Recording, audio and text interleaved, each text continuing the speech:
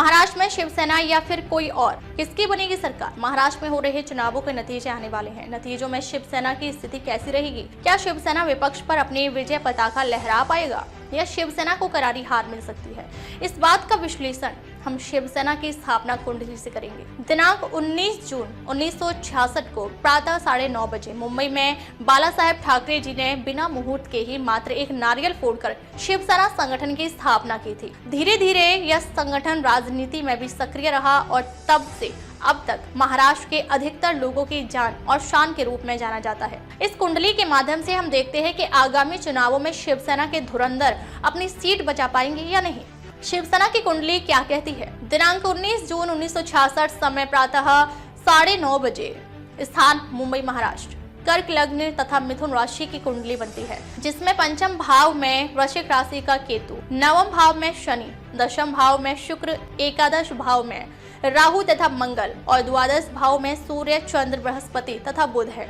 यह कुंडली यदि राजनीतिक दृष्टि से देखी जाए तो बहुत मजबूत कुंडली है, क्योंकि इस कुंडली में छठे भाव का स्वामी बृहस्पति द्वादश भाव में विपरीत राजयोग बना रहा है तथा द्वादश भाव का स्वामी बुध भी द्वादश भाव में ही है और यह भी विपरीत राजयोग बना रहा है। लग्न का स्वामी चंद्रमा द्वादश भाव में है, जिसे कुछ अच्छा तो नहीं कहा जाएगा, लेकिन बृहस्पति के साथ होने से चंद्रमा का बाल बढ़ जाता है तथा धन का स्वामी सूर्य भी द्वादश भाव में ही है।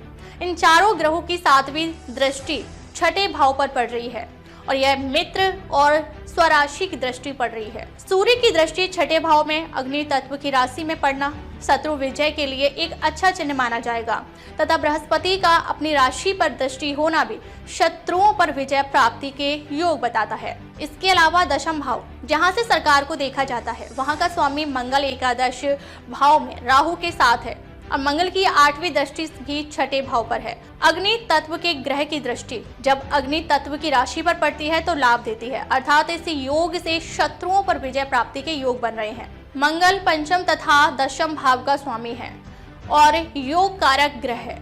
दशम भाव का स्वामी जब राहु के साथ हो तो राहु राजनीति में असामान्य सफलता प्रदान करता है। इसके अलावा यदि छठा भाव, जिसे शत्रु भाव कहा जाता है, वहां पर हम देखें तो 5 ग्रहों की दृष्टि है, जिसके कारण शत्रु पक्ष पर विजय प्राप्ति के प्रबल योग बन रहे हैं। निष्कर्ष, दशा अंतरदशा के अनुसार निष्कर्ष निकाले।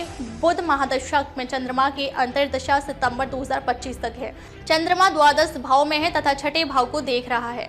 शरीर बल में चंद्रमा का बल 0.68 है, जो कि काफी कमजोर कहा जाएगा। यदि हम चुनाव की दृष्टि से देखें तो विपरीत राजयोग वाले ग्रह की महादशा चल रही है, जो कि शत्रु पक्ष पर विजय बनाने के लिए पर्याप्त है, लेकिन अंतरदशा का स्वामी शरीर बल में कमजोर है, इसलिए जीत हासिल करने में बहुत अधिक ही स्थान होगी और चुनाव के परिणाम जीत का फैसला बहुत ही कम वोटों के अंतर से शिवसेना के पक्ष में प्रबल होने की संभावना है।